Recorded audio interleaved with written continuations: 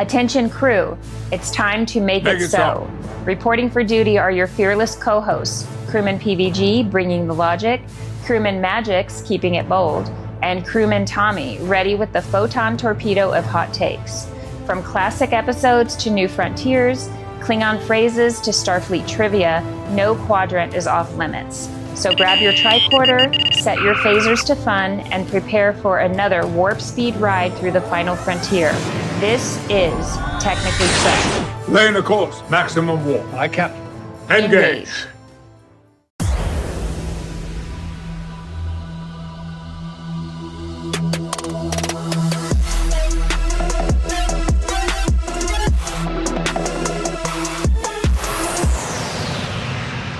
Kapla! Welcome to the show, everybody. This is the big show, the Super Bowl of podcasts. That's funny. The big game of podcasting. Oh, yeah, you got to call it the big game, right? Yeah, you can't call it the Super Bowl anymore because it's copyrighted. That's trademarked. Yeah. But you know what? I'm going to go ahead and say buck the system, and I'm going to call it the Super Bowl because that's what it was called for eons before you got all snotty. Because I just listened to the, during the halftime, they're like, any reproduction of this can be their trademark thing. It mentioned any reproduction, including talking about it. Yeah. You can't talk about the game. Right. Otherwise, you know what? Eat a dick. Yeah, ESPN, any of the other networks have to refer to it a certain way. And so anybody this is the NFL one. This isn't Peacock. This is NFL. Okay. They're basically saying you can't talk about the Super Bowl or the big game. You're not allowed to talk about it. You're not allowed to have a podcast that talks about it for free because that's breaking without permission because that's breaking their copyright. In the chat, we've got things getting too Chief Scott political. What's up, Chief Scott? We got Craig Colbrecker. Father of talented children. Greetings. Yeah, dude, that's kind of annoying. And ironically enough, that is where I think Paramount is going with Star Trek. They're getting butthurt about people talking about it without their permission.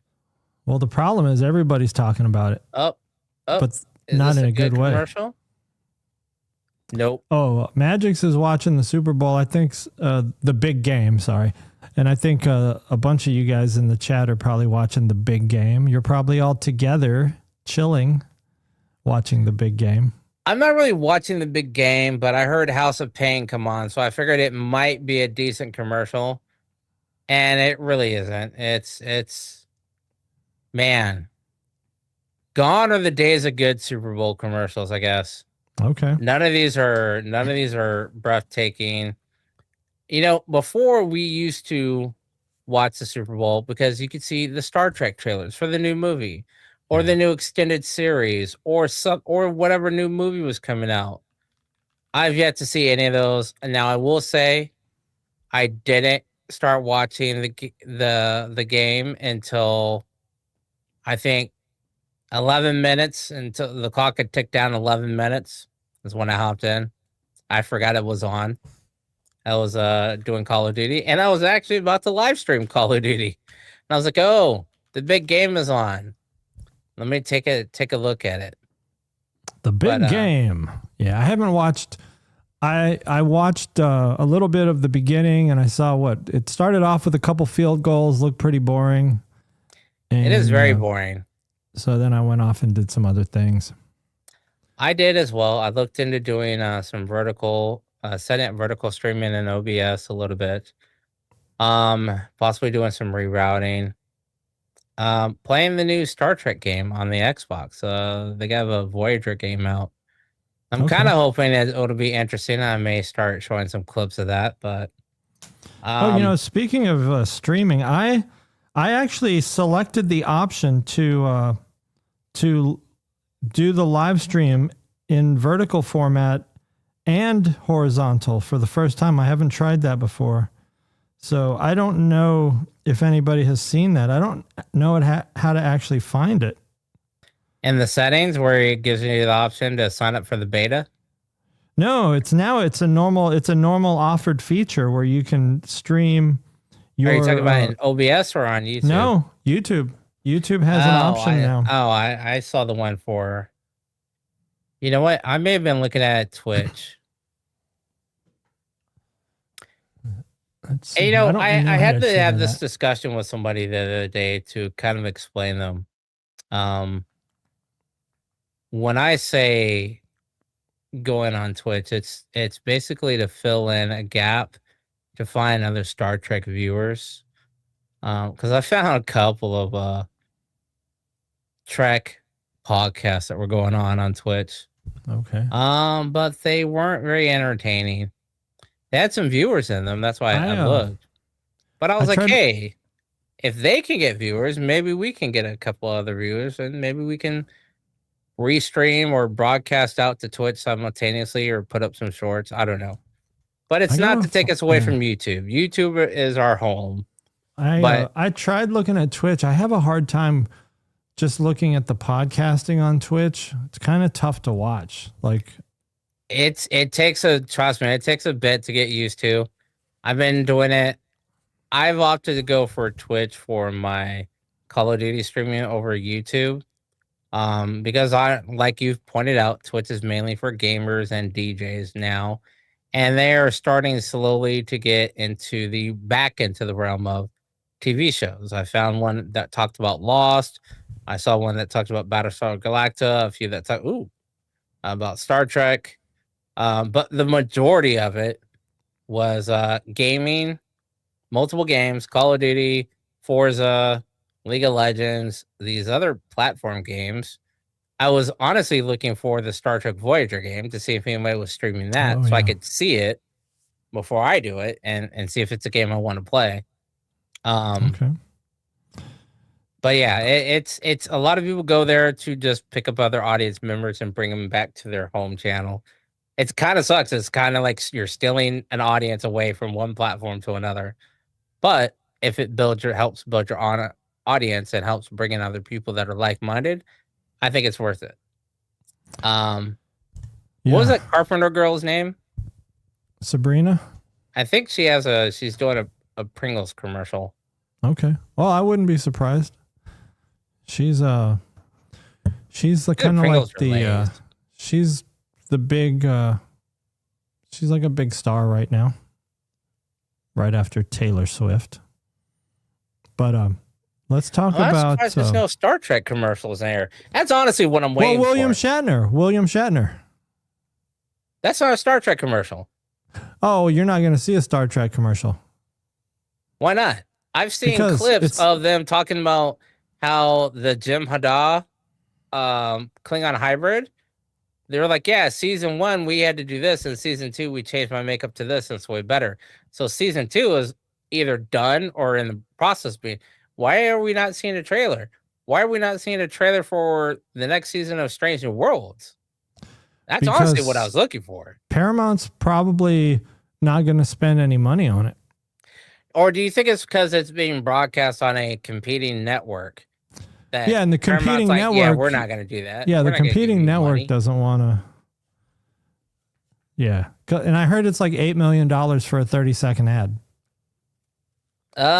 It was about that back when I worked for the larger company. I don't know should I say. I'll go ahead and say it. I used to work for GoDaddy when GoDaddy was at the forefront of. PVG just sent a message and it deleted. What do you mean it deleted? I don't know. I just saw a message from PVG come up on the screen. And it says message retracted. What's he doing over there, guys? Chief Scott and Mr. Colebrecker, what's PVG doing that he sent a message into the chat and retracted it? Mr. Sci-Fi, I didn't even know you could retract a message. Oh, I guess you can. Yeah, you just click the 3 little dots, hit remove. What's up, Mr. Sci-Fi fan? Greetings from New York City. Get a rope. Starfleet Academy. Good stuff. I have words on that. Do you want to get into this episode? Season 1, Episode 5. I forgot the name of the episode, but it's about the SAM hologram. Sam. Yeah. So yes, I will do that. But one thing that I mentioned before is we did not discuss what we rated Starfleet Academy after season 4 with the Klingon debate. What do you give Star Wars? So after that, not thinking of what the next episode is, trying to differentiate, what rating do you give Star Trek after episode 4? 2.9. Okay, so you went even further down. I went down. Yeah. I went up. I'm going to go ahead and say 5.6. Okay. I gave it a plus on that. There are some issues that I have with it, but overall, because of the overall essence of the episode and what it was talking about, the subject matter, going back to OG Roddenberry style storytelling, how it included things of today society still happening then, that's what gave it a 5.6. Now, after this last episode, I had to bring it down to a 5.3, even a 5.2. So you're back above the halfway mark, and you had some things, and you had actually. I'm going to take that back. I'm going to say 5.4 because I'm looking at it like a. Wait, which episode are you talking about? Still the Klingon? No. Now you're on 5. Episode 5. Now I'm on 5. Yeah. So this one, I didn't necessarily raise the score. I lowered it. So when I watch the episode, it's based on the highs and the lows, like a beat, like a waveform. They had some good highs. They had some throwbacks, some closing of the storyline. As a whole, that was good. How they did it was bad. They had some callbacks to other characters. Obviously, a lot of callbacks to DS9 because it was all about what happened to Cisco. But there were some things along in that episode that just it felt like an episode of Dawson's Creek. Actually, no, I can't even say Dawson's Creek. What was the show that came after 90210? Melrose Place? The one where the kid has the brother with Down syndrome? No, dude. It felt so. Here's the thing. It did good on closing on a lot of the storylines, but it did bad on a lot of things. Like, for instance, when she burst into the Bajoran class, I was like, yes, I want to know all about this. Now stop all this bullshit, make-believe religion that you think is real, and tell me what happened to Cisco. That part was funny, but she was dead-ass serious. And then at the end, I was like, why didn't she go back and apologize to any of these people? Like, in a sense, like, you would think a kid is not going to think on their own to go back and apologize, but an adult who saw it would be like, you need to go back and apologize. And none of that ever happens. So that part, I was like, I don't think that would really happen in Star Trek. Because they're all, you know. You didn't give a spoiler alert to IB.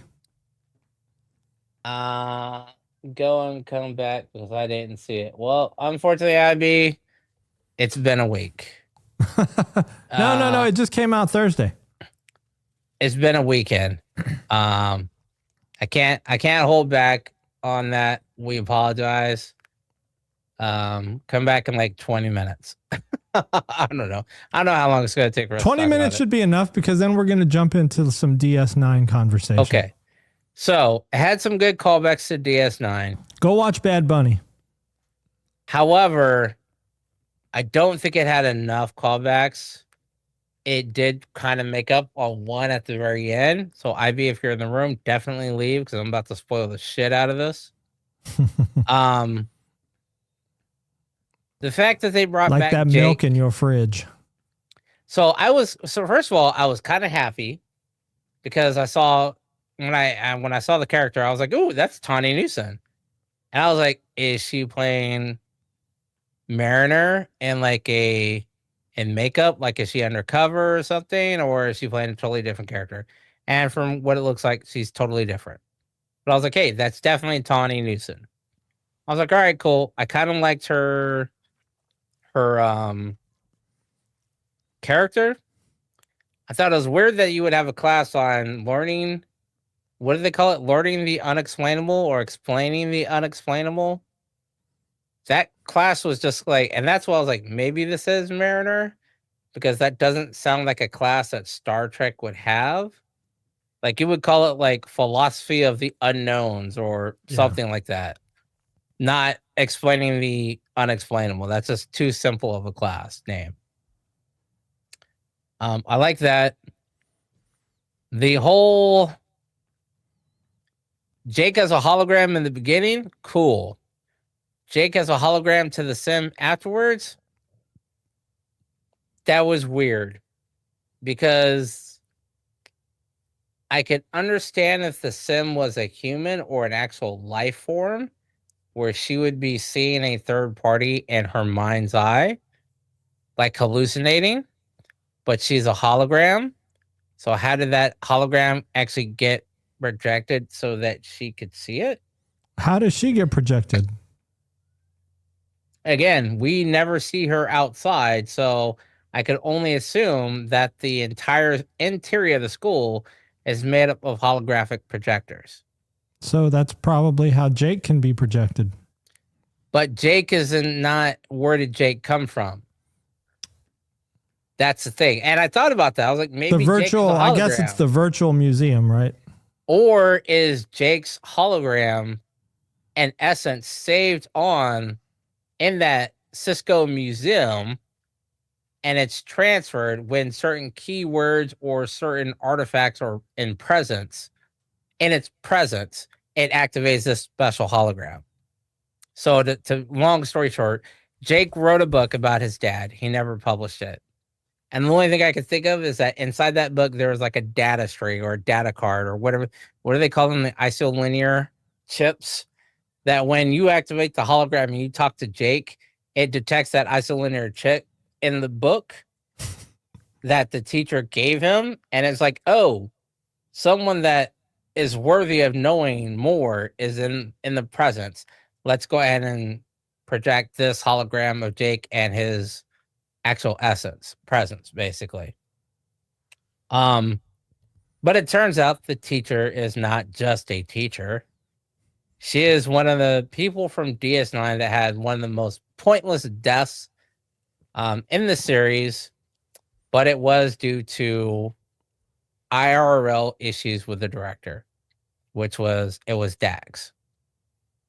That part was cool. Jadzia. Well, Ezra was in the next season.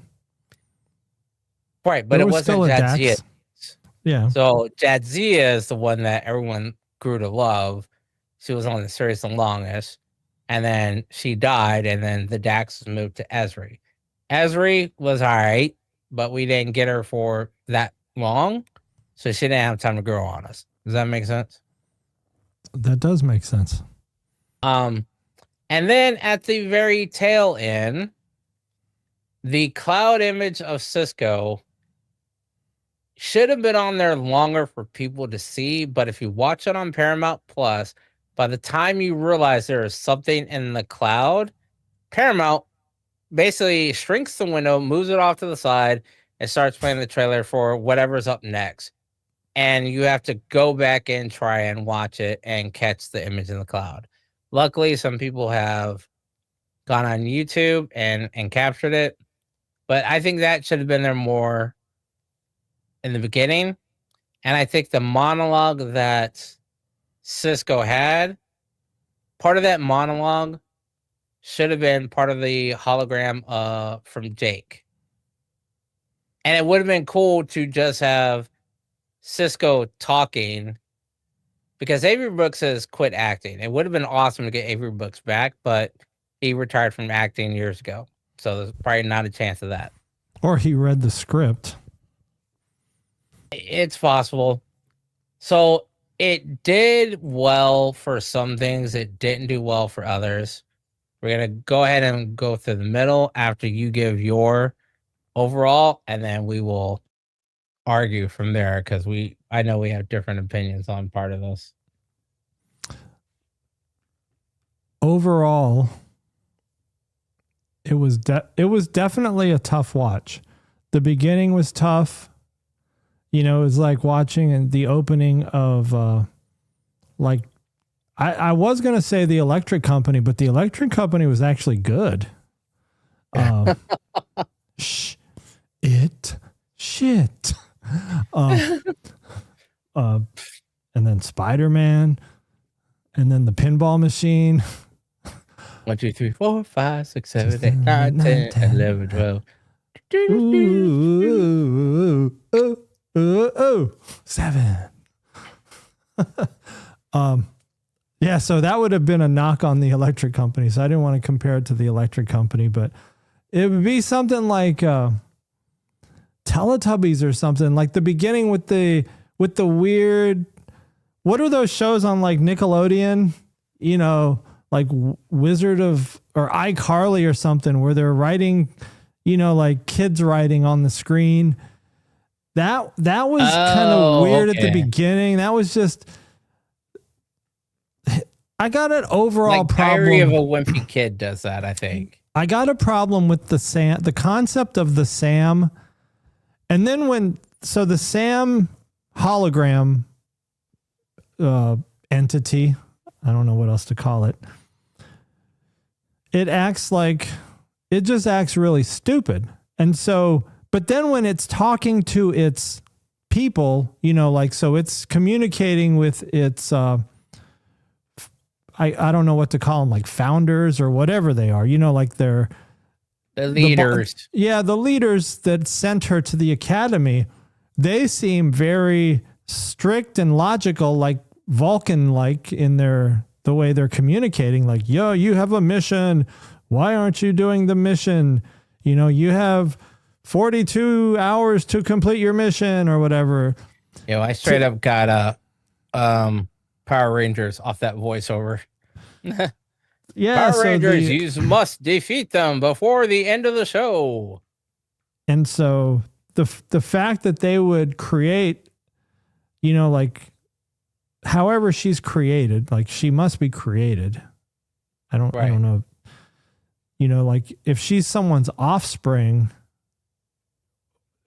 then you would think that she would align more with their characteristics and not just some offbeat. She says she was created on Cask, and that I guess that's KASQ, to find out if organics can be trusted. Right. So for all those out there that are pro AI, this is take note of what's happened. Or if you watch it's straight up Battlestar Galactica actually with holograms. Humans, organics created them. They grew conscience or self-awareness. They rebelled. They killed their masters.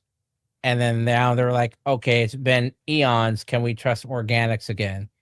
Also, if you watched the Orville, that's the creators or whatever. They're very much like the Kalons from the Orville. Very strict. Like, we don't give a shit about your feelings. This is not going to work.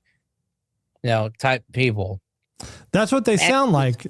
And so you only meant to observe and tell if humans can be trusted, but she, being a self-aware teenager, because she's in an academy essentially, and they said take the overall essence of a human teenager, attitude, mentality, and throw it in this machine and have her learn amongst them to see if they can be trusted.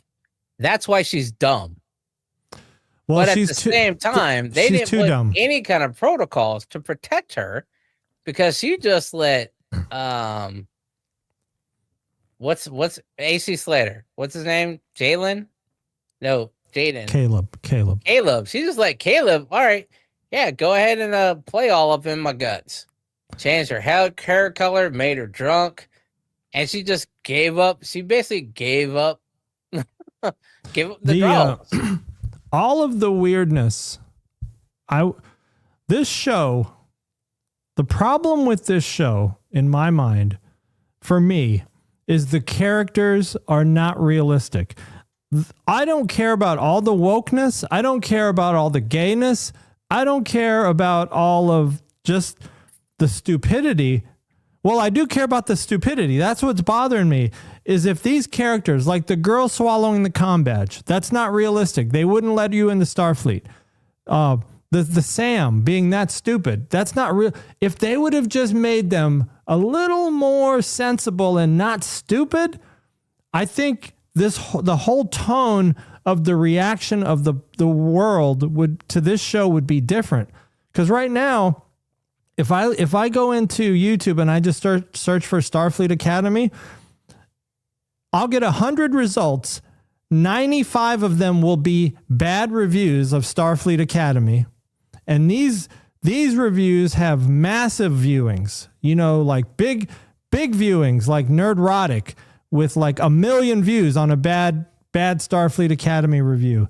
And, Heel V Babyface and all these other big reviewers are just ripping this show up. But I think it would be totally different, and maybe not totally, but it would be a little different if the characters just weren't so stupid. Like just add a little common sense. I think that's what's missing from this show is common sense. Like if they could have common sense, everybody would be okay with it. They're just not believable people. It's like watching a kid's show and people just aren't believable versus a kid's show where people are believable. Like you can watch Saved by the Bell, and I mean, they're pretty much not believable because they're eccentric, but that's a kid's show and you expect it. But then you watch a different kid's show like 90210, and those kids actually act more believable. It's like they're being more realistic of what would really happen. And if Starfleet Academy would have just had people that are more realistic and just not over the top. Like what's the point of having a girl in there that swallows her comm badge? Like that added no value to the show. All it did was make people cringe. And why have the captain, like why have to make her walk around barefoot all the time? Like, and why does she always have to have her feet up in the air and be laying somewhere? It's just, if they would have toned it down just a little, they could have had like I said, all the other woke garbage could have still been in there, but the stupidity of the characters is just what pushes it over the edge for me. And it just, like that scene, we were talking about this, that scene in the Klingon episode where they're just face to face. I mean, their noses are practically touching, and Keonian is leaning in. He's still, their noses are already touching and he's still leaning in. And you're like, what's about to happen here? Like, this is a serious moment where he's trying to tell him about how his planet, is like just about to be destroyed, or it is getting destroyed because of that dilithium thing.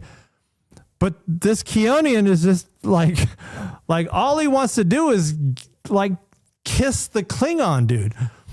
Like that wasn't the time for that. It was just it's so weird. The writing decisions, and the writing decisions with this episode with the SAM, I guess I'll just call it Sam.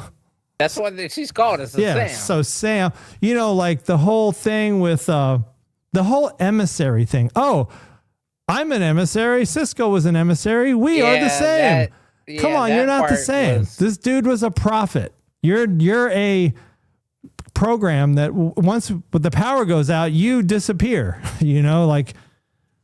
so, and I don't feel like, and I really didn't like Tawny Newsom's portrayal of a Dax. I don't think she did a good job playing a Dax. Like there's just so much more. A Dax is, especially if you think about, if this is Curzon Dax, extended life, how many more lifetimes would that be reaching, 800 years in the future? You're talking at least probably 10 more lifetimes of different trills or whatever the species is. I mean, there would just be so much character. I don't know. It would just be such a thicker character. And then I don't feel like anything was absolved because I just watched the season, the final 3 episodes of DS9 today, in my rewatch. So I wrapped it all up today. And so that's all fresh in my mind. And I'm just thinking it was all pretty much addressed in the final episode of DS9. What happened to Cisco? He grabbed Gul Dukat as the Pyrath, the possessed Gul Dukat. They jumped into the fire, and that was his sacrifice. But the prophets pulled him into the celestial temple, and he even went back and told Cassidy. He told Cassidy what was going on. He said, "Look, I got unfinished business. I have a lot to learn here, so I cannot leave. I have to stay in the celestial temple." So, I mean, they knew what happened to him, and Cassidy's going to tell everybody, because I don't think she would. I think she would tell everybody. No, Cassidy, so she would at least tell Jake. That. She would at least tell Jake. He came back and he saw Jake. Him and Jake had closure. That's why Jake was able to write that book. And I think he came back several times in Jake's lifetime and filled in. That's why Jake has this unpublished book about his dad that's as big as like a 1980s Webster dictionary, old school, thick. Yeah. Thickums. But the thing is, Cisco is basically Star-Lord. He is half prophet. So for those of you who haven't watched the DS9, Cisco's birth wasn't prophesized. It was made because his mother was a prophet in human form. So basically his mom was a Saiyan, and he is the offspring. He is a half Saiyan, and half Saiyans are more powerful than regular Saiyans. So same thing. And they address that. Cisco was created by the prophets because his mother was a prophet as well. So that's why they could use him. But they even told him, they said, if you marry Cisco, you're going to know nothing but hardship.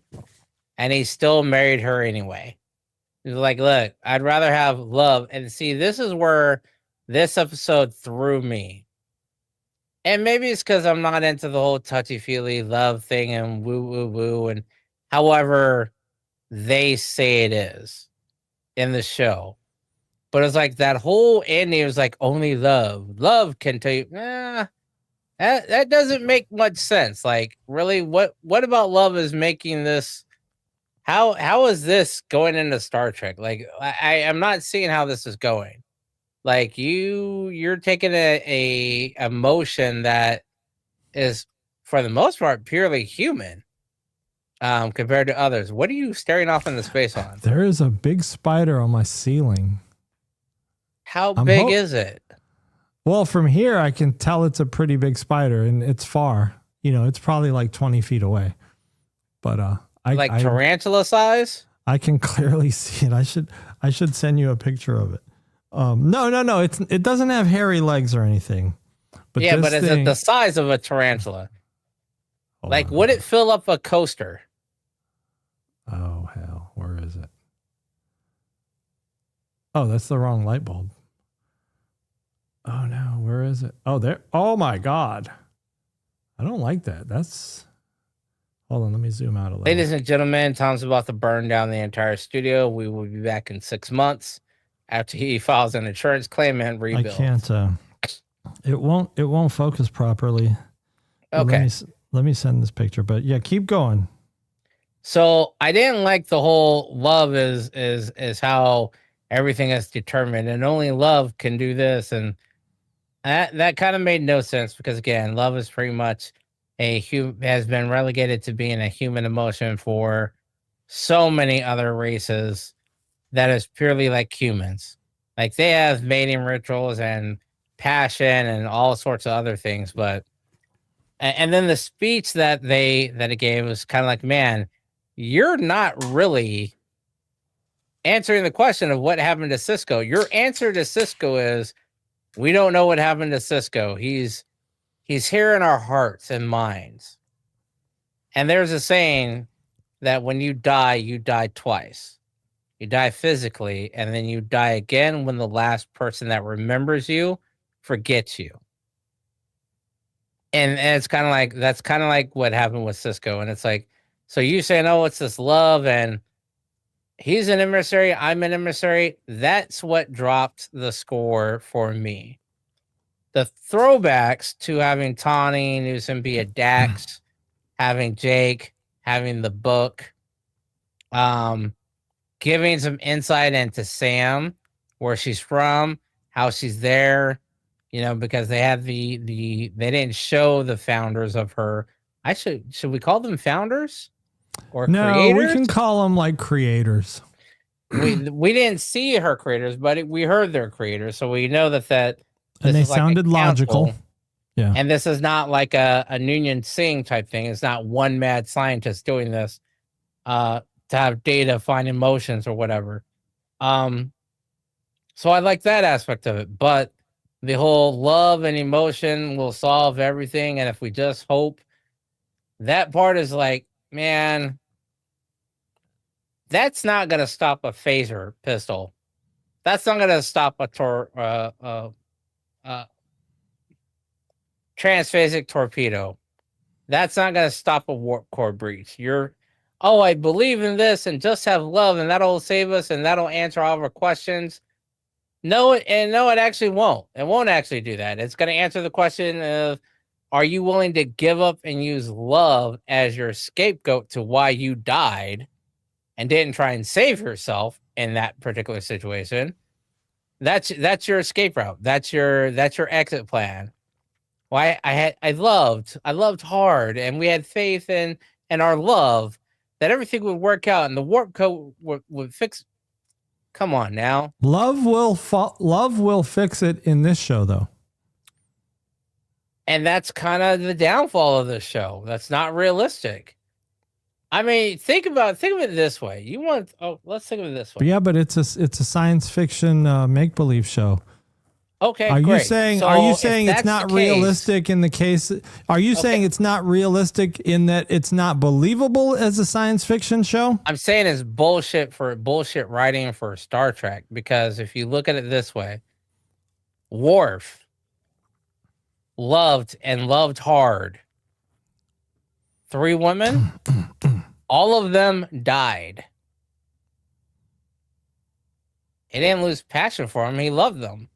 He damn near got himself kicked out. He damn near lost, blew up the ship for it. And that didn't do anything. Why didn't it work for him? Why not? Exactly. Oh, I thought no one can answer that. Oh, there's no answer. Okay. It's just that was just the writing of the show. It's like, oh yeah, well, let's have and I don't even know if they did it on purpose, because in the long run, there are certain characters that fall under that category. Worf, Geordi LaForge, Harry Kim. Of those 3 people, we know that Geordi LaForge at least found some sort of love, got married, and had 2 kids because of Picard. Worf had 1 kid that he didn't even know about when the mother was alive, and she got killed, and we don't even know what happened to him. We never find out what happened to Alexander. He became the tactical weapons officer on the Katrina or something. Quit. He bounced after that. He got reassigned after that mission on DS9. So we never know what happened with him afterwards. And Harry Kim, we know nothing about other than what you saw on that plaque of whatever his rating was. But you never find out, because Harry Kim was one of those, hey, he was always in love, like at least twice a season, and nothing ever worked out. So what is that whole, because it's Cisco, it's going to work out?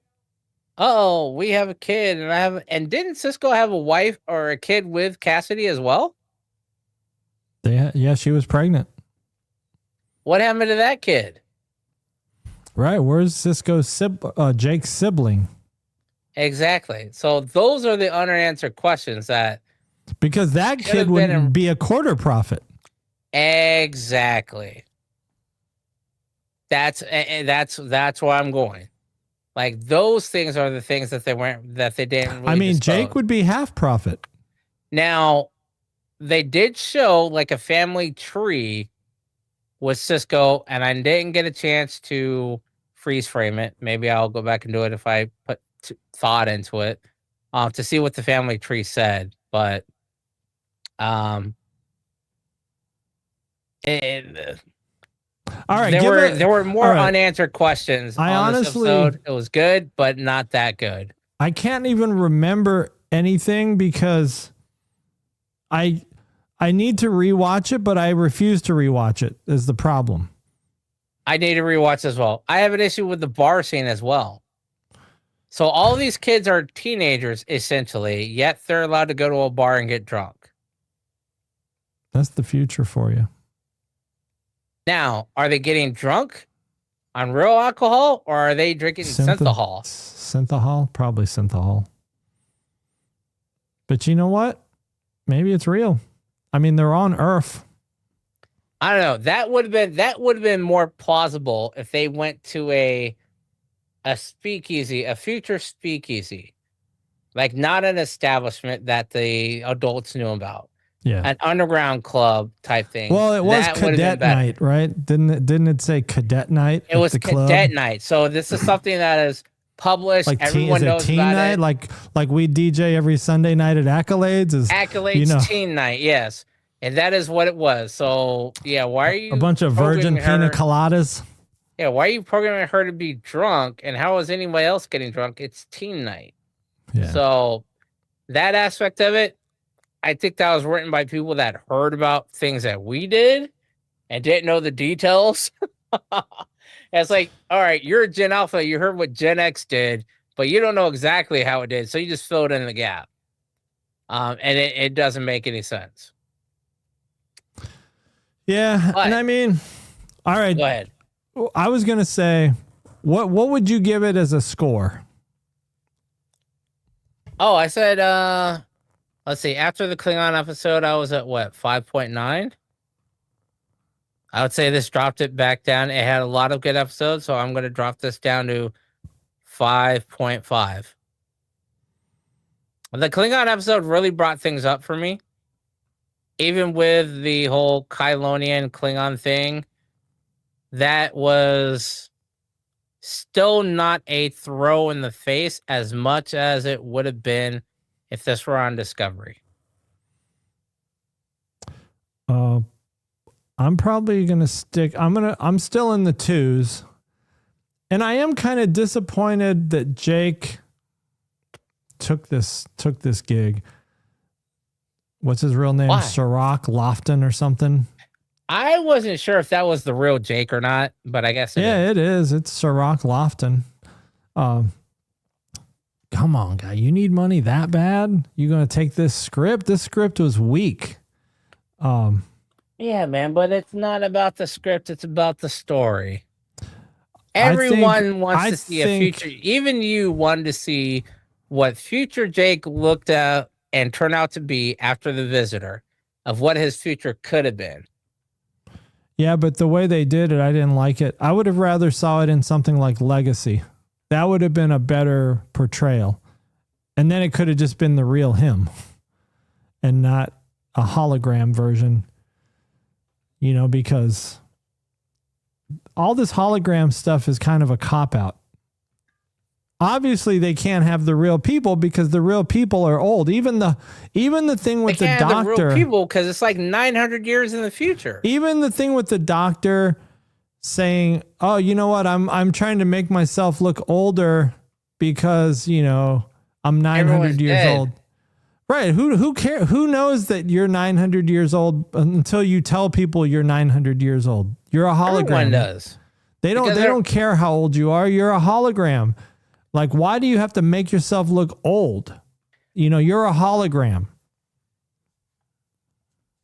I think it's because everybody knew him. Because he's old. The real actor is old is why. Well, yeah, that's true. Oh, that spider moved. I might have to handle Oh, I had to do my shot of red stag since PBG's not here. because this spider, I don't want it to be dangling over me in the next few seconds. Got to keep an eye on it because it's going to be right above me. All right, I'm going to go. I'm going to go a little lower than the Klingon episode because the Monchi-Chi character is just not believable to me. I would have liked her to be a little more normal. I'm giving it hope. I'm giving it hope that, and I think I made this statement before, is that this series is going to end with all of the war college and something tragic is going to happen. Hopefully, that's gonna make them all grow up real quick. Yeah, because they're acting like they haven't. They're acting very privileged. Dude, yeah, but here's the thing, and I realize it with this episode, they're acting like kids today. That's the problem with the whole show. They're acting like seventh grader, or they're acting like eighth graders right before the last year before they become freshmen. They're naive still. Some are a little bit more mature. They had some family issues go on. But for the most part, they are glassed over. They don't know anything about the world until they become a freshman and are thrown into a much bigger group or a much bigger pond of other adolescents. Or you can even say these are like sixth graders before they go into high school.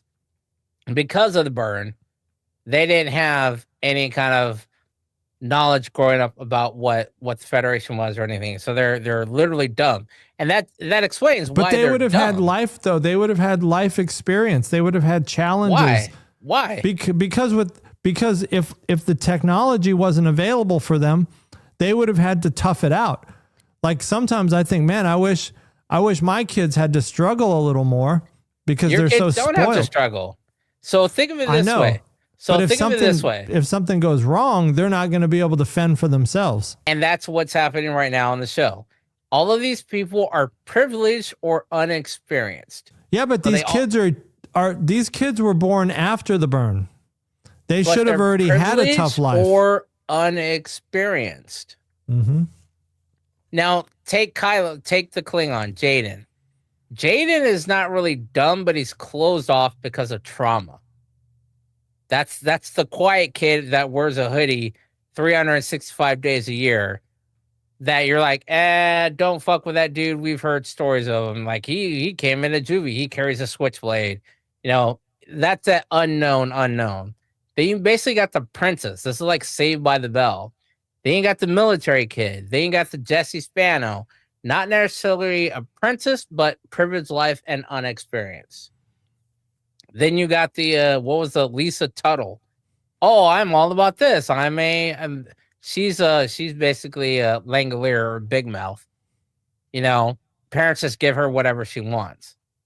And then you got basically the Screech, which is Sam. And then you got Zach Morris, which is Fish Boy. They're all unexperienced until they deal with something major in life. And then they're going to grow up. It's like literally merging Saved by the Bell into 90210. Ooh, someone just got picked off. Damn, dude.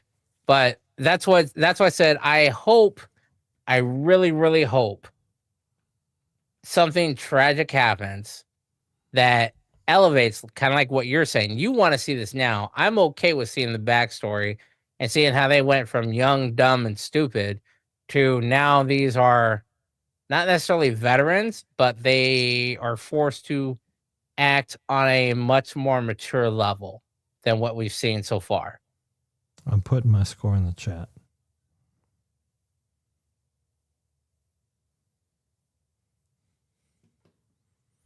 Oh, my apologies. I did not even look at the chat to see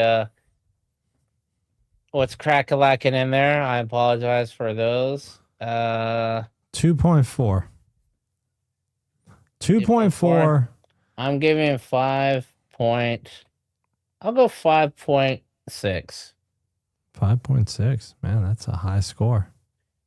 Yeah, I mean the Klingon episode really brought back. I found a lot of those points were high peaks for the episode, and if it has more high peaks than low, you can kind of get a bigger score. But the simple fact is, they're still mid range on a scale of just 1 to 10. You're still in the fives. You haven't broken the fives yet.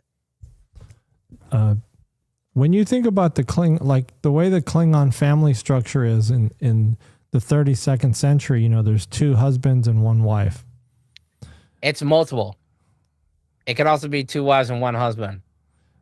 So it's a triad. It's a triad system. Is that something is that believable for Klingons? Because yes. At the end of DS9 and even at the end of Picard, I don't think that's the way it is. It was. You're saying Klingons have multiple husbands in the DS9 era? Yes. Because I believe they refer to it when Quark has to marry the one chick and becomes part of their house. You're giving the look of, I don't believe it. I think that's bullshit. Klingons aren't supposed to do that. You're also basing that off of what you believe Klingons should be. I'm going to deep dive that. I'm going to do an analysis. Okay. I could be wrong, but from what I gathered, I had never seen that in a Klingon relationship. It was always 1-to-1. That's all that you've seen, but you would say the same thing with Phlox until he says, "Oh, I have 7 wives." You think, because he always mentions his wife, always mentions his kids, but he never mentions that he has 6 wives or 7 wives, and they've got 32 kids. Until he verbally says it. But you don't have any history on the Talaxians until Phlox gives it to you. Now, if a Talaxian shows up in Academy and says, "No, we're just 1-to-1," would you have a problem with that? It could also be part of their sect and their belief system. Okay. You still have you still have Vulcans that don't believe in mind melding. So what do you got? But that's different than having 2 spouses, mind melding, and I don't think it is. I think it's based on your beliefs of what colony or what sector you're from on that planet or from that species. I think it is just however you see fit. I think with the Klingons, it's a triad, or it can be up to a triad. I don't know. We don't have the full backstory on that. I do know that it was mentioned before of, sorry, my eye is watering from the muscles regaining strength. I think it was mentioned before or inferred before on previous shows, but it wasn't straight out said, because I don't think you could straight out say it before. The closest we got to anything with that, actually, I don't even think you got it with that, was when Dax split her personalities and almost wanted to make out with the other female. That was like as close to I don't even know what you would call it, lesbian relationship, lesbian kiss on screen. I think because that was around the time because the other personality they did end up her kissing. her past host, right? So that was like one of the first ones, but that was also the time of when Ellen came out on her show. It was still taboo to talk about these things on public TV. Now, at that same time, you can go to HBO, you could go to Showtime, you could see that shit all the time because that was off network. But for network TV, these things were still tabooed. So they weren't mentioned. That's where I think the whole issue is. And that's why I think a lot of people are like, no, the gayness, the rainbow police and blah, blah, it's not my Star Trek. These things always existed. They just weren't presented to you because you didn't see it on network TV. But it was always we'll have to see, though. We'll have to see. I do like how you're trying to defend that. How do you defend defend the puking glitter? I'm saying this, just like in the Klingon episode where they were trying to save face, that Klingon dude was like, we can't do this, and I can't do this because I know how our people react. That's not how I personally feel, but I'm in a position of leadership. I cannot accept this on behalf of my people. They will not accept it. You're talking about on Starfleet Academy. I'm saying you have to be open-minded on what these beliefs of these species that we've never had this insight in or on before. Yeah, but the problem with that is we've had experience with Klingons going back to TOS, right? We have, even if you technically consider Strange New Worlds as before TOS, if you go overall timeline, Enterprise is clearly before TOS. None of it, like, you haven't established. Klingons are well established. They're very well established. Are well established on. It's like the U.S. saying we have well established information on North China. Which China are we against? South China or North China? Which one are we against? The United States. China. Which one? North or South? No, it's just China. What the hell are you talking about? Let's say, all right. We have well established information on China, yet you have no idea about their history or where they're from or what they believe as their origin. But that's the problem. Why didn't they pick us? See, here's the problem. Why didn't they pick a species that we really didn't know anything about? Because like Klingons have history going back to the Archer era. But you don't have all the information. You just have the information you want. No, we've got you just have the information. How many episodes is in Worf in? Or how many Worf is in, like 400 episodes of Star Trek? Hey, here's a great example. You want to talk about Worf? One of Worf's greatest lines. They are Klingon. We don't talk about that. From the episode where they go back for the trials and tribbles. I'm just telling you why people don't like this show. Ridges? Why don't they have ridges? It took how long? DS9. It took DS9 to explain why the Klingons look the way they did in the original series and why Worf doesn't look like them. You have the information that you want. No, that has not been presented. So if we didn't know until then why the Klingons didn't have ridges, and we didn't find out how they didn't get ridges until Enterprise, which is well after that. Yeah, but literally 20 years later. That didn't bother people. To be honest, nobody cared about that. People. It doesn't matter if it bothers you or not. Because it's not a characteristic. It's not a behavior. It's not a behavior. It is an insight into that species. No, it's not. Because here's the problem. How is it not? Because we wrote it off as a special effects thing because of in TOS, they had primitive special effects. And once you got into the next generation, they didn't even have to retcon it. They just filled in the gap. They just said, you know what? The special effects are different. I mean, no, they filled in the gap. They wrote in the history. So you're telling me you don't know the legitimate reason why the Klingons have smooth foreheads. Not the in real life reason. We know the in real life. Yeah, I know.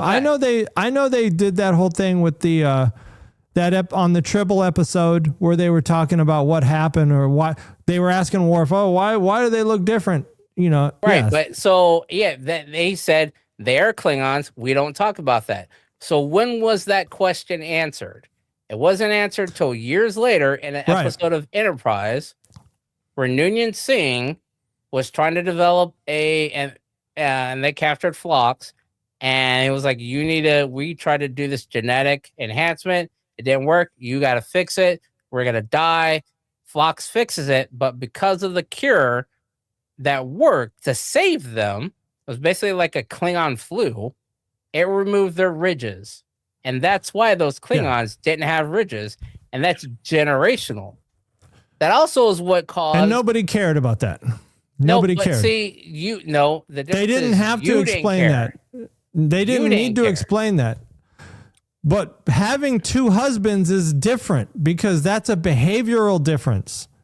How's that any different than humans having two husbands? Or two wives? I'm just saying in the lore. No. If you go back to episodes that aired in 1965, like I don't understand why you're defending this. This doesn't make any sense. You are defending it. You're saying Humans this is had acceptable. multiple husbands and multiple wives. Did they? Right. Did they? Or and, did they not? And we've known that for years, right? But with In real Klingons, life. why is Academy springing it on us that Klingons have multiple husbands? And we go back to 1964. They never had multiple husbands. Dude, I can't tell you why the writers did it. Exactly. I'm just saying, doesn't matter. It's not a down point. As you're learning about. It's a very big down point for millions of people that don't like this show. And because they could have millions. It's a down point for millions of people that don't like nobody cares about that. Nobody hates Phlox. Nobody hates Phlox for having 10 wives. Nobody hates or his wives having 10 husbands because the alien species has established that lore has been established, right? So we know Talaxians have multiple spouses.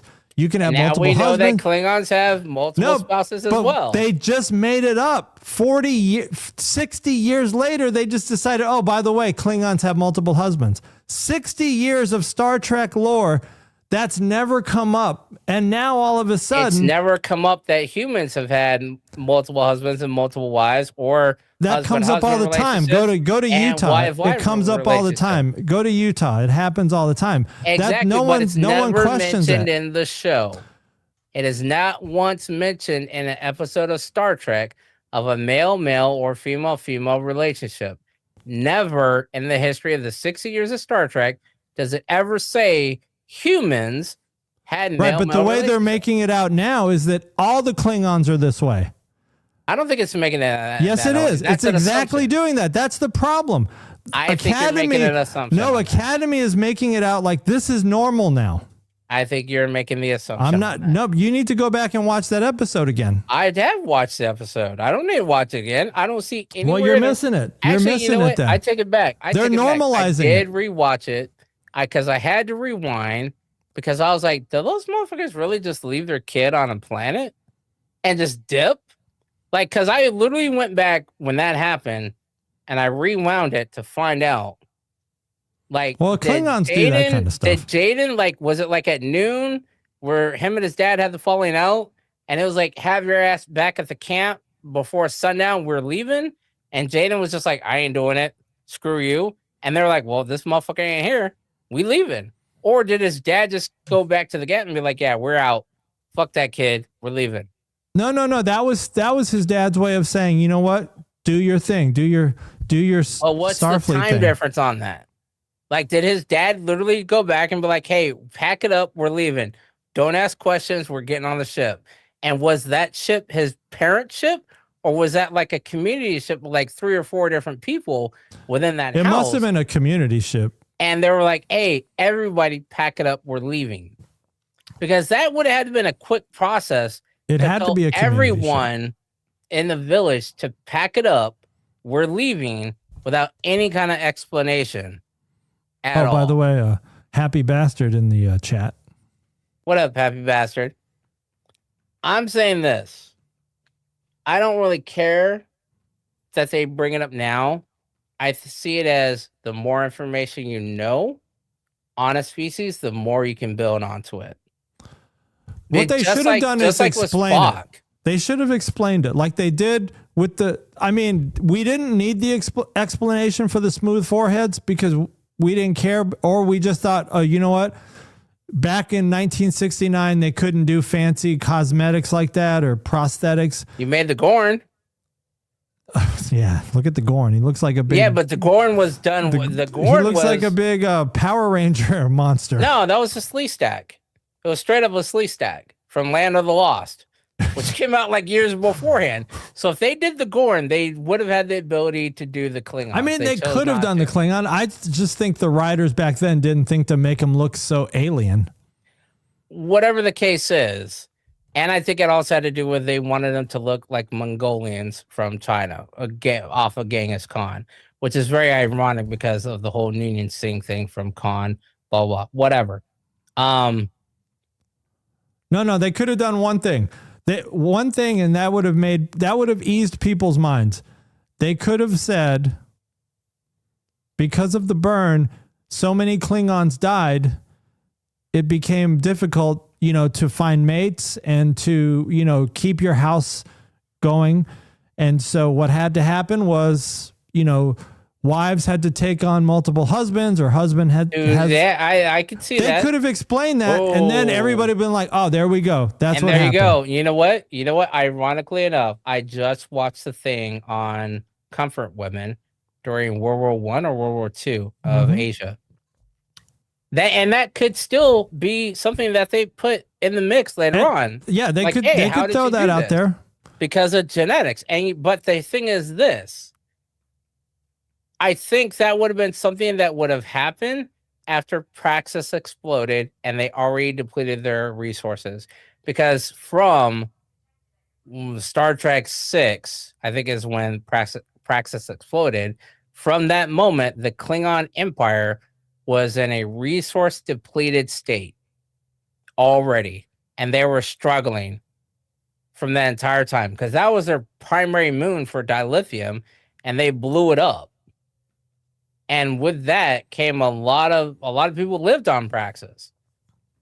So you add that into it, yeah, they may be like, hey, you've got to take on multiple husbands or multiple wives, and you've got to repopulate the species. And the only way to do that is to have a vast mix of genetics. Yeah. And that may be something that comes up later on. That's why I'm not going to downplay it and give it hate now, because it's simply filling in the gap of something we don't know. And if you are out there watching, yes, this is the type of argument that me and Crewman Tommy get into. We don't hate each other. We've had these arguments for 35 years. We don't shit on each other on this. We're not shitting on the show. I'm not shitting on the show. Tom is shitting on some aspects of the show. And it's, I shit on Kirk. Fuck Kirk. I don't like Captain Kirk's character at all. Like, he don't like the shat. I don't like the shat. But it's an argument. Just because we disagree doesn't mean that we don't still love Star Trek. So, I think out Brad there is watching upset that and you you're don't like, the shat. These guys hate each other and they're arguing, this is what I think a good Star Trek show needs, is people that can disagree with each other and keep carrying on the discussion. Yeah, that's all this is really, and this is what life is carrying on the discussion and having those uncomfortable conversations that was mentioned several times over the last decade in real life.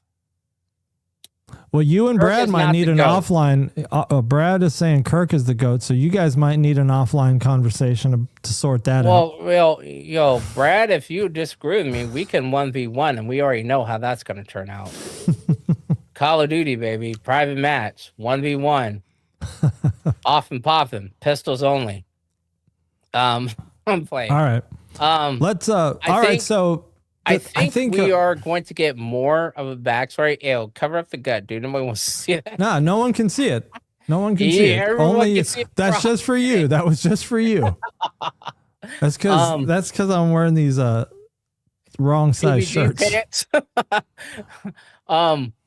I liked so far. This is the other reason why I like the Klingon episode, and I like this episode with Sam. It is a character development story that puts enough information to build a backstory for the character. Now, here is the thing. We have so many characters that I personally want to have more information on, and we're only limited to, 8 episodes this season, or is it 10? I think it's going to be 8.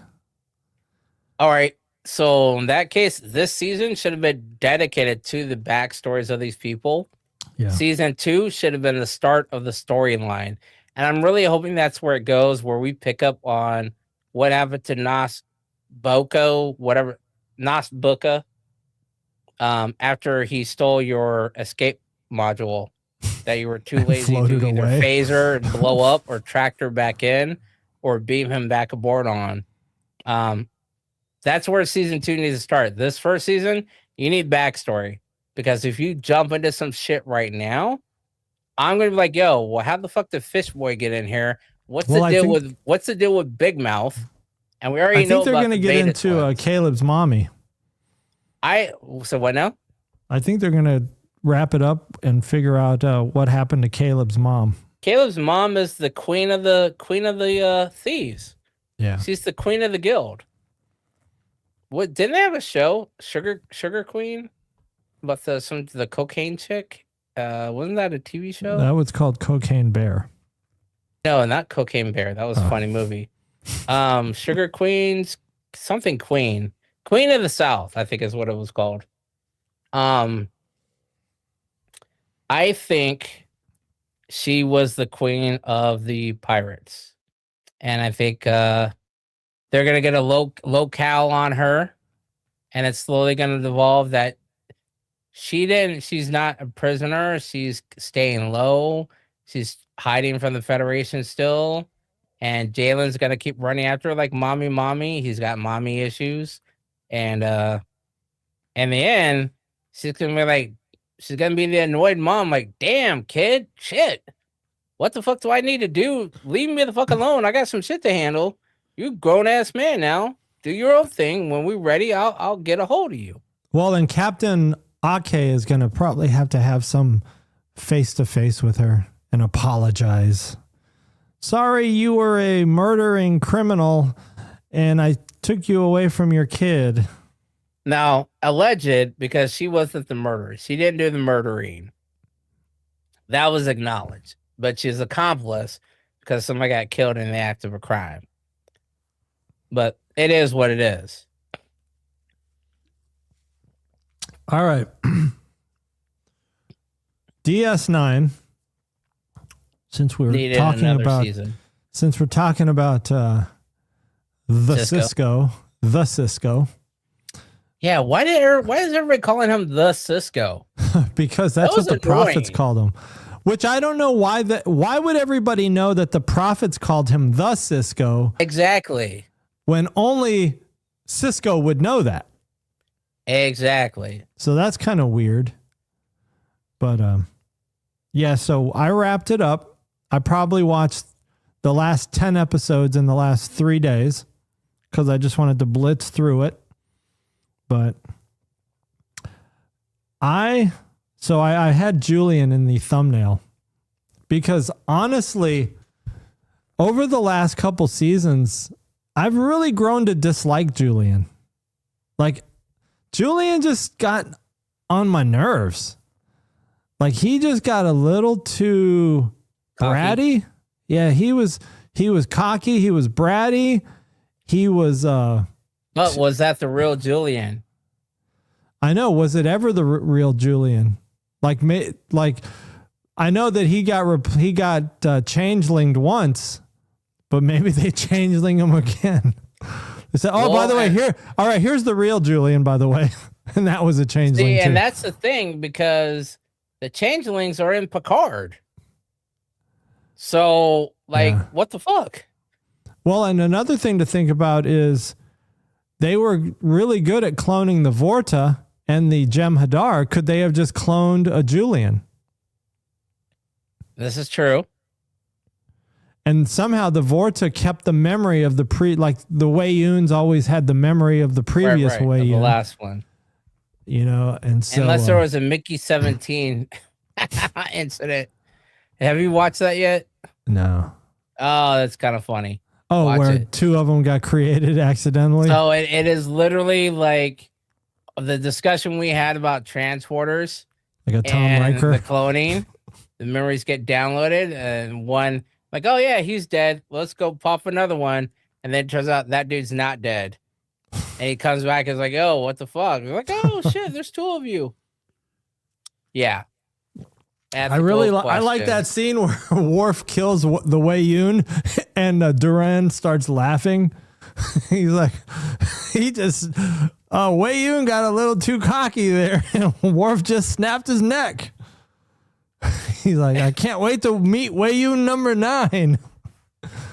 I mean, I think that was, you could tell that was literally like the last week of summer or the last week of school for those characters. They're just like, you know what? Fuck it. They're like, you know what? Read what's on the script, and then we're going to go ahead and take some ad libs and just say what's on your mind. And that's what it felt like. We're like, oh, that was better than what we wrote. Cut, print, mark it, and move on to the next. Yeah, and I was getting some. That I was like, God damn. He's like, I was getting some videos. I was getting videos in my feed saying that was his name Duran? Duran, yeah. They, some people were saying that of all of the Star Trek characters, he was the one that probably had the craziest arc because he started off as like a sidekick to he was the right-hand man. And then, it was a New Jack City. Mm-hmm. He got New Jack City. Yep. And then he became the boss. Sit your $5 ass down before I make change. And then Duran started drinking and whoring around, and then was like, "Fuck it," and then was like, that motherfucker." But then he became the hero. In his drunken state, he was like, "Ducat's a dumbass. Why would you do that? That motherfucker crazy." But when he killed Ducat's daughter, he was hated. Like everybody hated this guy. Hey, it sucks because that would have been a cool story arc because she was half Bajoran, half Cardassian. It sucked and she would have been a great character. I would have liked to have seen her hook up with Jake, possibly. That could have been a whole storyline in itself. Yeah. But yeah, that was one of those. If you ever play Call of Duty with me, sacrifices had to be made for the overall benefit of the team. One of y'all's got to go, and for at least this moment. But the way they wrote this, see, this is the writing back then. This is why the writing was so good. They could write in a character that everybody hated, but then a couple seasons later, this guy's the hero. Like, oh yeah. At the end, everybody's like, "Damn, Duran has saved the Alpha Quadrant." Essentially, like the fact Duran's that he turned on the Dominion. Cardassia. Yeah, he saved everybody. The fact that because if he wouldn't have turned, none of it would have ever played out. No, they wouldn't have that whole espionage mission that they had, the secret mission to go blow up that shit.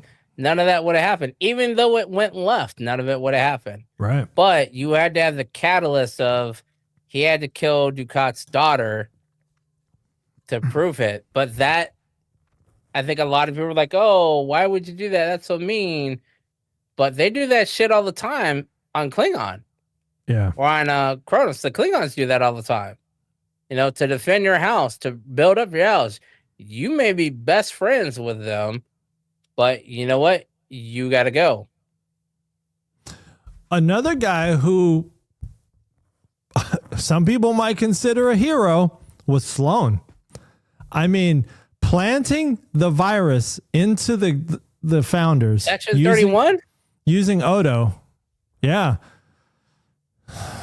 I mean, damn, that basically... You know my thoughts on Section 31. That basically... That almost wiped out the founders. And if you wipe out the founders, the Dominion are done.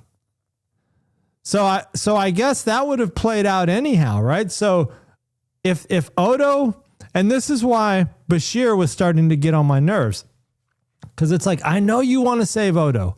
I know you want to save him, and I would probably do the same thing.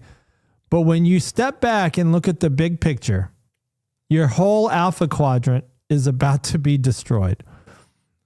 Everybody you know, everybody you care about, your family back on wherever they are, Earth or wherever, the moon, Luna, they are going to possibly be exterminated by the Dominion.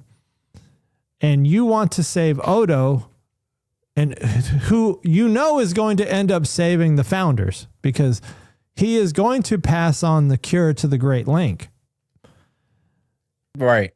But Bashir's insistence on, finding that cure, who cares about the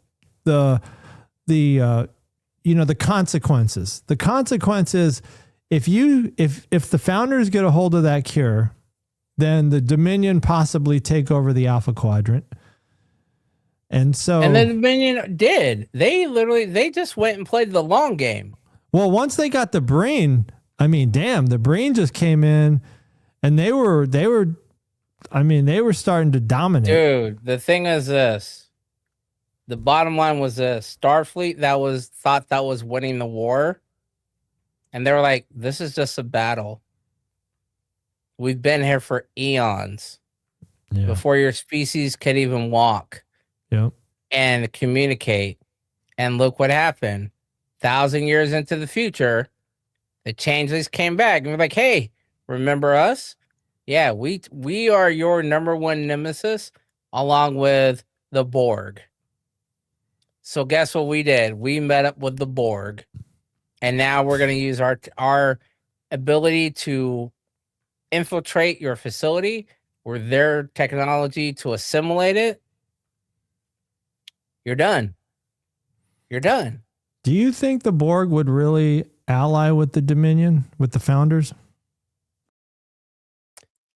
I think, well, they had to. I wonder if they could assimilate a founder. No, they couldn't. There's no real technological with them. But those nanites, those nanites, right? Because that's how the Borg does the initial, like, they inject the nanites. Right, but they turn you into a drone. How are you going to turn something? All right, so you got a changeling that looks like a human. The nanites go in to assimilate a human, but then it turns into a chair. I wonder you're never going to be able to assimilate something that can literally constantly change what it is. Yeah. But I wonder if the Borg could have eventually adapted that technology, like what did they call it? The morphogenic cells. You know, like because I remember because I remember Julian was like, yeah, I need to study this morphogenic behavior so that I can try to find a cure and blah blah blah. But I think the Borg probably had that knowledge of saying, you know what, we can figure out how to adapt this changeling, this morphogenic, this cell structure, and then incorporate that into our, then it would just be like a Terminator, like a T3. But what if they just said, what if that Julian was just like, yeah, I'm here just to stall you out. Oh, but I guess I was talking about why Julian was getting on my nerves. Yes, and how you thought he just got a little too high and mighty. It's like, I think that's the Borg. I think that's the changeling one. He started to get an attitude like a changeling, very cocky. Yeah, beyond the normal Julian cocky. So I think what happened is they rescued another changeling, Julian. And he seemed dark. Like he did seem like he had a darkness about him. Now a lot of people could say, well, that's like Nog after Nog got his legs blown off. But he had a reason. Shit. Yeah. Hey, Julian, if it was the real Julian that we got back, he was in a prison camp having to fight Klingons. No, having to fight the Jem'Hadar. Or whatever. It's still, he went through some shit as well, PTSD. But I honestly think, if that was a real Julian, it's possible it could have been another fake Julian. Because all that time that the regular Julian was there trying to save the founders and everything, he's like, okay, well, let me use your technology to see how you detect us so I can make a way for you not to be able to detect us. And then think about that episode with the other genetic outcast. Super Bowl. Who? Well, the genetic outcast. Yeah, remember when they were trying they were trying to tell Starfleet to surrender to the Dominion, and Julian said, yeah, we've done our calculations. Starfleet's going to lose like 5 billion lives. Yeah. That was suspicious. It was, and that was after he got. That was that's right. That's when he was hanging out with the other augments. Yeah. And they're like, yeah, no matter what you do, you're gonna lose this, and you're gonna go. This is gonna carry on for however many years, and you're gonna lose this many people. It's better for you to surrender now and retain your people. What's there? That's a strategy that some people put up. That some countries actually do. Like, hey, better to surrender now and save my people and hope we can make a change later on, or we can just go for broke and everyone can die and deal with it from there.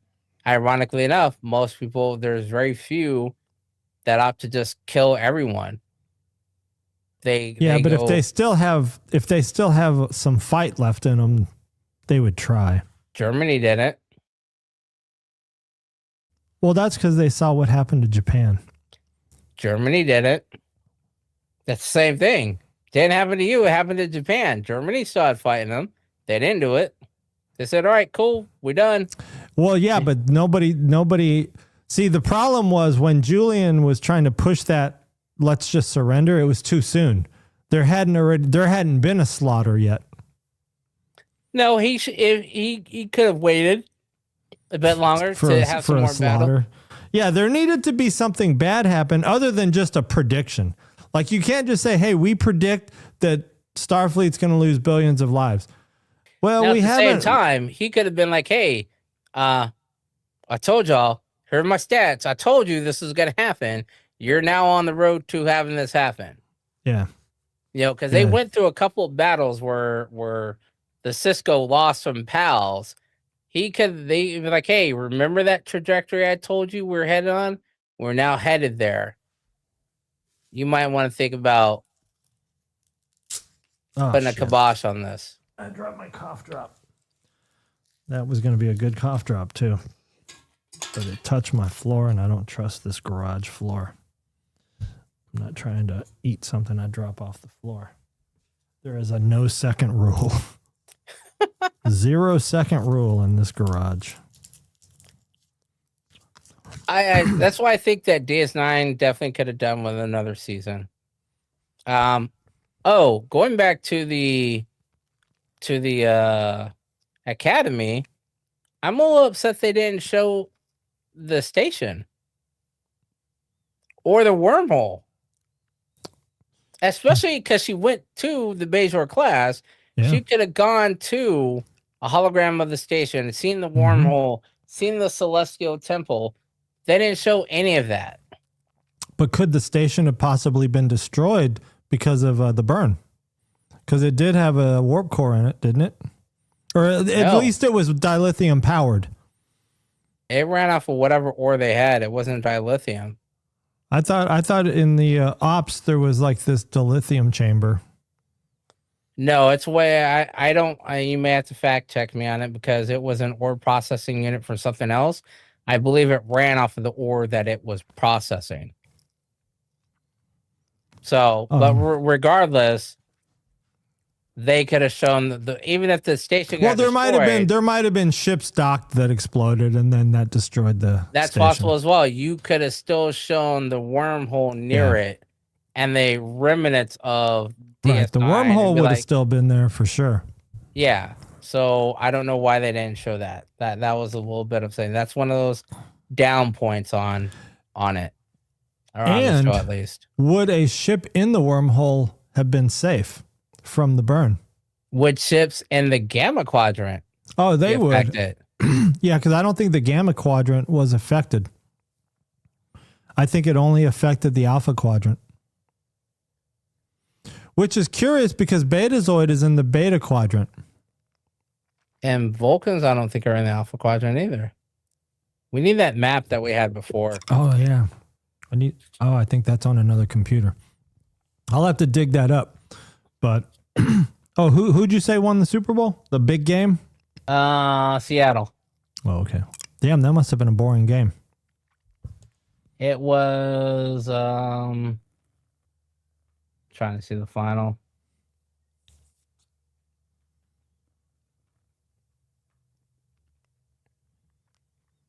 It's not showing it on the screen anymore. Well, it'll be on the YouTubes and the Googles. Alexa, who won the Super Bowl? Seattle. Brad just said Seattle. Well, I know Seattle won. I was trying to find the score. Oh, 29-13, he said. There you go. I do like the Seattle colors, the dark blue and that neon green with the gray. Yeah. I do like that. I think all the bets were on Seattle. I think everybody bet on Seattle. Everybody's gonna go out tonight, get fucked up.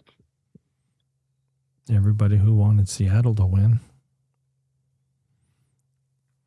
I guess Big E didn't do an episode tonight. He was probably watching some Super Bowl stuff. I didn't see. I didn't get a notification. I thought I got a notification, but it was from like 2 days ago. It was in an old YouTube window. Yeah. I was like, yeah, I never did anything around the Super Bowl. Like the Super Bowl was never a big deal. It's like I'll put it on if there's nothing else going on, but I'm not gonna like schedule. It's not like something I'm putting on my calendar. I think it was back in the day when it was like the 49ers in Dallas. So you had, you still had Marino in there, Jerry Rice, Troy Aikman, Emmitt Smith, all of them. Back when it was good. Like, I was going to say that, but I was like, I don't know if that's going to offend anyone. Back when football was good and exciting. But now it doesn't seem to be exciting anymore. Like I said earlier, it was like this seems like an unseasoned version of the Super Bowl. It ain't got no kind of flavoring. There was no plot. Like it was just these two teams ended up in the Super Bowl and nothing special about it. But I never really looked for anything special about it before. It's just you expect, like, even as a kid playing games, like playing football, like in the street, on the playground, not even like on the level of like school, but then later on it transitioned to being like, hey, if you made the varsity team, JV, whatever, you always played like you were getting the big play of the game-winning touchdown every single time. You know, the break out of the line, running it in. The 100-yard, kickoff run back. None of that happened here. Yeah. And I don't know if it was because the other defense was just that good or if the people were just like, yeah, we're not going to take that chance. Like, is football getting to the point where players are no longer willing to take the risk? Well, they can only do what's in play. They can only do what's in the script. I mean, you could call it that.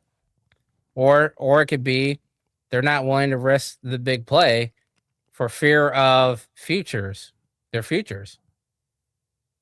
Now, and like, oh, I could probably run this back and I could do this and that, like I'm playing in the schoolyard and try and run in for a touchdown, but I could also get hit and hurt and be out for the rest of the season. I'm not going to do that. I'm just going to play it safe, run along the sideline, and when I'm about to get hit, I'm going to run out of bounds so I don't get hit too hard. Yeah. And if that's the case, y'all need to start giving some of that money back and putting it back into the infrastructure of society, like paying school teachers better. Before we wrap up, don't forget to like this video and subscribe if you're not already subscribed. And then head over. Ooh, sorry. This cough drop's hitting me the wrong way. Yeah, Kermit in there. What do we got? Oh, I was going to say, head over to our TeePublic store and search for Technically Trek on TeePublic. You won't find this shirt there. But you will find a new shirt that I just posted today. So check for that. I might have to take that shirt down, but for now it's there. Wait, hold on. Let me see it. What is it? tpublic.com. Yeah. It's under technically checked. Yeah. Oh my gosh. But it is I did have to cartoonify it. Otherwise, I was going to get in trouble. I cartoonify stuff and it still got in trouble. Well, no, I was talking about getting in trouble by some other entity. Wait, hold on a second. Let me just click on one of the links and then go to the store from there. Ah, I see it. I see it. I know. I mentioned that I mentioned that I ordered one, and just to see how the quality would be. But I'm not allowed to wear it. I'm not allowed to wear it out in public. So what you're saying is that one of us needs to wear it so people can see it? No, I don't know. That's probably dangerous for my health. So I should order one to use as blackmail material. Be like, I get front billing on the show, or I wear the shirt.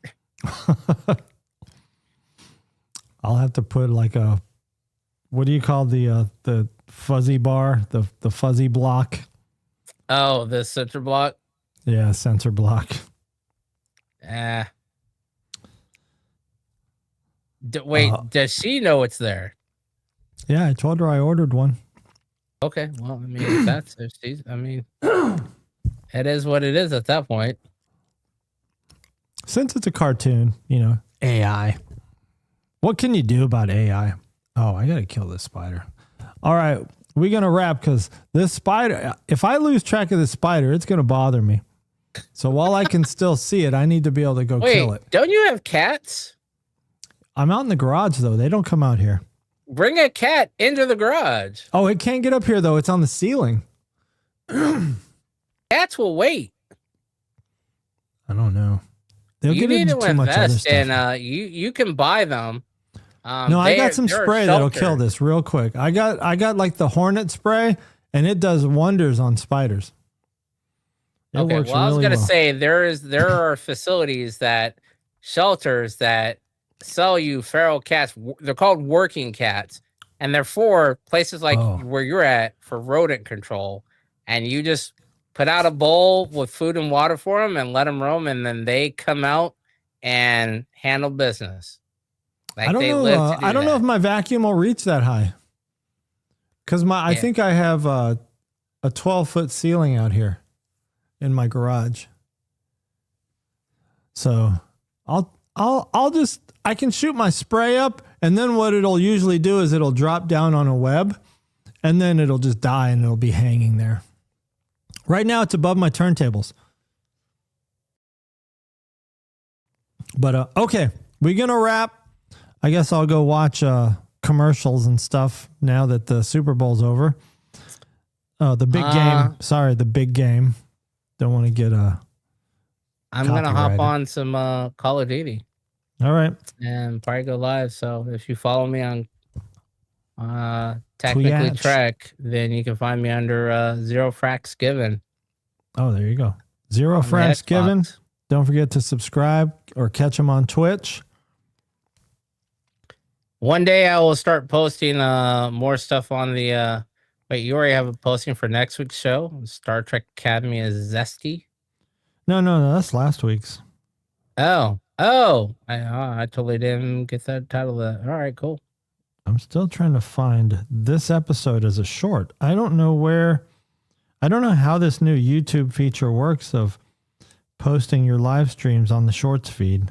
I did check the box, but I'm not seeing it anywhere. So I'll just mess around with that. Well, once you figure it out, let us all know. Maybe we can have a technically unsound pop-up, because I know I would like to find out, and I'm sure Happy Bastard's getting into streaming as well now, so he would like to find that information out. And I think you may want to pick your brain on how you have your turntable set up. But that's him. I'm going to go kill the spider. All right. Thanks, everybody. Thanks. We got, who was in the chat? We got Happy Bastard Studios in the chat. We got Happy Bastard. Sherm. Sherm. Who's Sherm?